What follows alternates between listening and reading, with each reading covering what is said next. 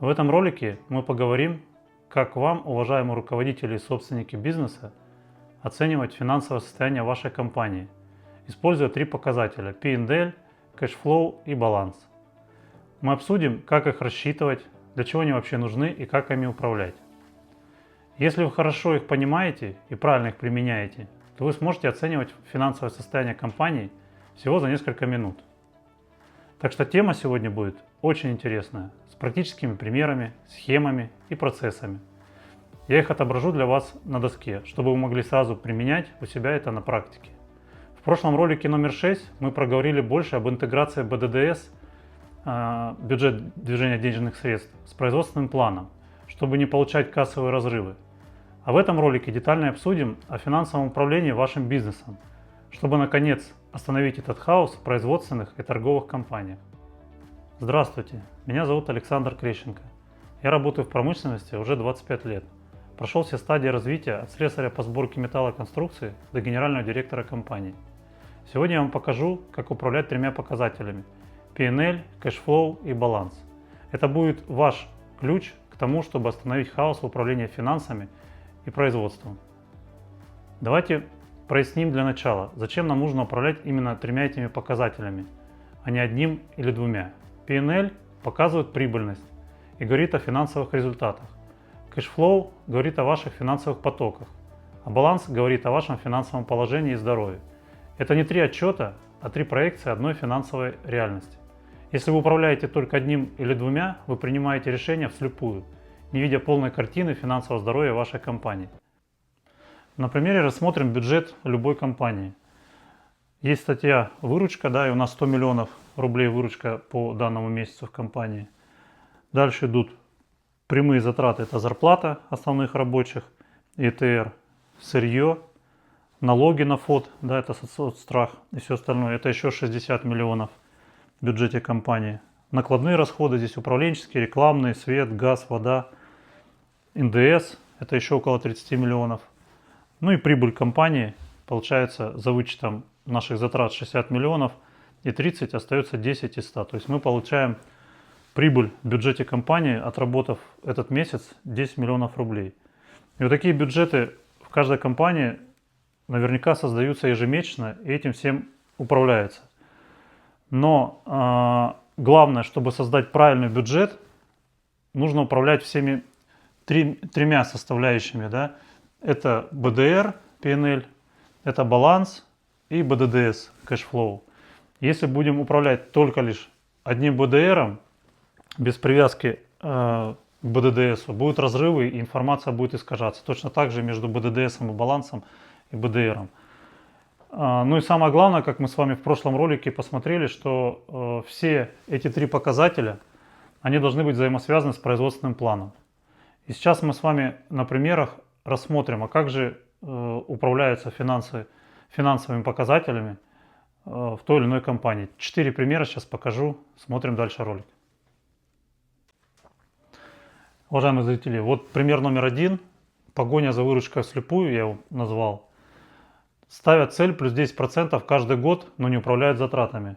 И такой подход управления бюджетом я начал замечать примерно, наверное, с 2010 года. Как он происходит? То есть приходит сверху по стратегии план выручки, определенное количество миллионов сделать. От него строится бюджет в компании, то есть прописывают на бумаге БДР, на бумаге БДДС, управленческий баланс где-то вообще там в стороне находится. Они утверждают этот бюджет по компании, согласовывают его сверху с вышестоящим руководством. Если все ок, они его подписывают и дальше передают функциям и подразделениям в компанию, чтобы они расписали свои планы и свои бюджеты по своим статьям расходов. И потом вслепую пытаются выполнять свои бюджеты, которые построены на выручке, которая спущена сверху, но она никак не синхронизирована с производственной программой или с планом продаж. То есть она директивно спущена и сказано, делаем план выручки 100 миллионов. Соответственно, план выручки, он виртуально составлен, он не привязан никак к операционным процессам, к финансовым процессам, к производственным процессам. И в конце года получается, что в основном такой план по выручке он не выполняется. Пример номер 2. Управление финансами в компании. Он называется «Выживание от платежа к платежу». Считают, сколько нужно продать, чтобы продержаться месяц. Как это получается? То есть они в начале месяца собираются все топ-руководители, составляют план поступления и оплат, обсуждают между собой, договорились, утвердили, и от этого плана формируют план оплат отдельный по функциям. То есть для каждой функции свой бюджет, мини-бюджет составляется. Ну и, соответственно, после того, как они все это составили, формируется план отгрузок. Если это торговая компания, то определяет, сколько нужно отгрузить продукции. Если это производственная компания, то определяет, сколько нужно изготовить и отгрузить. И тем самым они постоянно опаздывают. То есть они сделали план поступления оплат, не привязав его к производственной программе или там, к плану продаж, а сделали все наоборот. То есть сначала сформировали план оплат и поступлений, а потом только план отгрузок. Ну и, соответственно, происходят срывы отгрузки продукции, растет незавершенка, и компания все время не достает денег для оплаты заработной платы за сырье, и это приводит часто к банкроту. Третий пример управления финансовыми показателями в компаниях. Я назвал его «прибыль по банковской выписке». Считает прибыль как разницу между поступлением денег и их тратой. Как это происходит? То есть в конце месяца они собираются, руководители с финансовым блоком, и смотрят по факту, сколько произвели оплат, а сколько денег пришло. И та сумма, разница между поступлениями и оплатами, если плюс, то у них прибыль, если минус, то у них убыток. Это самый плохой пример, но, поверьте, он встречается очень часто. И это все приходит, что убытки могут расти как снежный ком. И такой подход управления денежными средствами, он тоже приводит к кассовым разрывам сначала, а потом к банкроту. И теперь пример номер 4. Он появился, когда у нас появились мессенджеры, интернет. Это уже эра современная. Он называется бюджет для галочки, казначей по звонку. Это очень излюбленная система управления финансовыми показателями и вообще, в принципе, финансами в госкомпаниях. Как он происходит? То есть они формируют на месяц план оплат, и потом, кто больше кричит, кто больше вхож к казначею, да, там написал в мессенджер сообщение, и ему произвели оплату.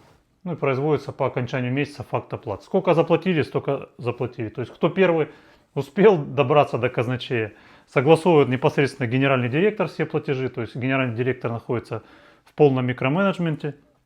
Децентрализации власти никакой нету, потому что, опять же, все работают без производственной программы, без плана продаж, а на каких-то договоренностях и условностях, которые в конечном итоге, опять же, растут в незавершенку, компания становится убыточной.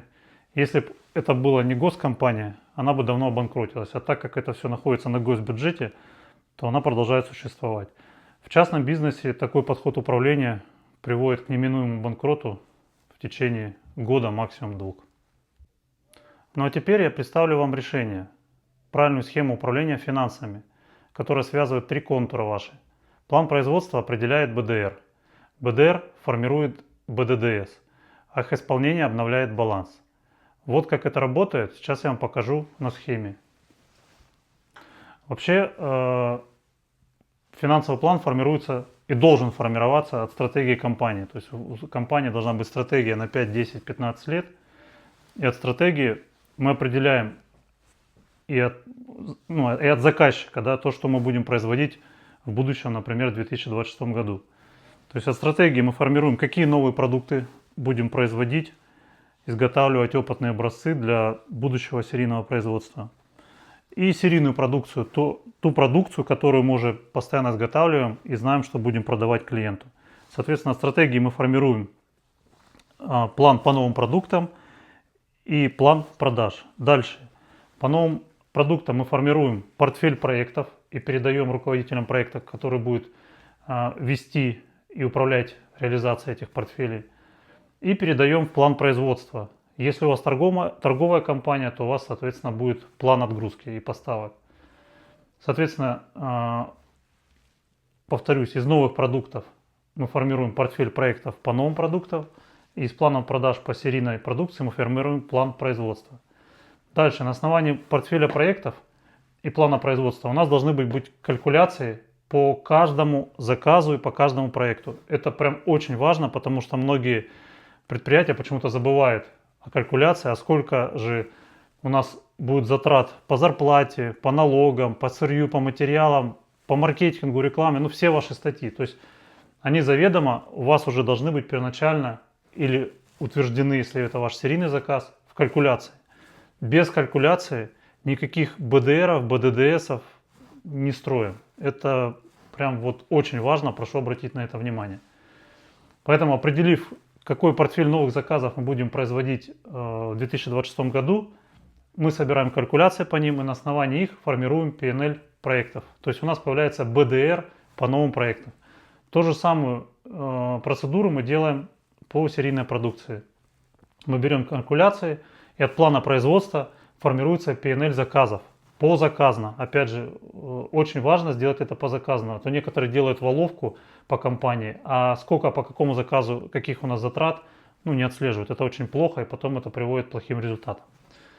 Поэтому у нас появляется от портфеля проектов PNL проектов, от плана производства у нас появляется PNL заказов. Дальше от PNL проектов, зная даты по срокам проекта, у нас есть графики на каждый проект.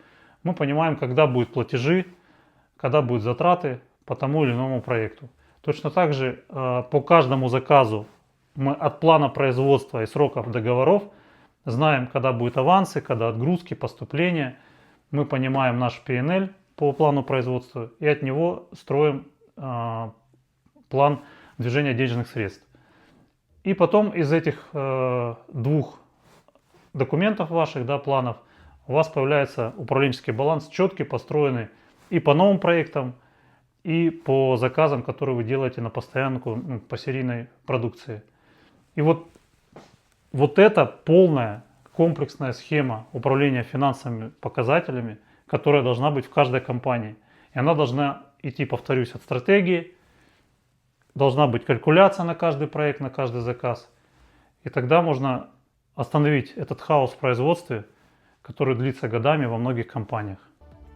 Итак, уважаемые руководители, владельцы бизнесов и зрители, чтобы хаос сменился системой, нужно связать эти три отчета в единый цикл управления. Если вам нужна помощь с внедрением такой системы в вашей компании, пишите мне в Telegram, ссылка в описании на экране, и обязательно посмотрите предыдущие выпуски из плейлиста «12 шагов комплексного управления», чтобы собрать полную картину и эффективно управлять вашей компанией. Подписывайтесь на канал и жмите на колокольчик, чтобы не пропустить следующие серии. Успехов вам во всех ваших делах и начинаниях. Всего вам доброго!